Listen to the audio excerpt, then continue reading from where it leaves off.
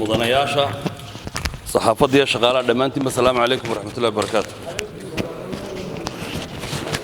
intaa kadib maanta waxaan ku hadlaynaa waxa weeyaan waa qodobkeenna ajandaheena 77aad qodobkiisa saddexaad baan jeedaa qodobkiisa saddexaad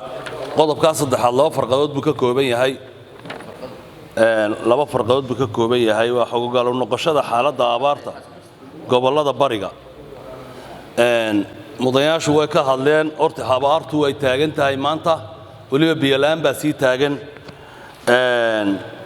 xogogaal u noqosho kale uma baahna laakiin waxaan soo jeedinayaa in wax laga qabto ay u baahan tahay marka waxaan leeyahay xukuumad iyo shacab iyo ganacsatada waaweyn ee dalka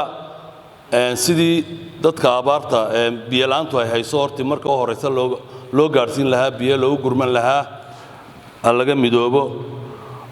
mudanayaashaana intii badneed ka hadlay qodobka markaa waxaan ku dhaafayaa in horta abaarta sideedaba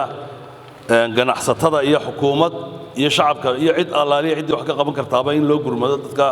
biyalaantu ay hayso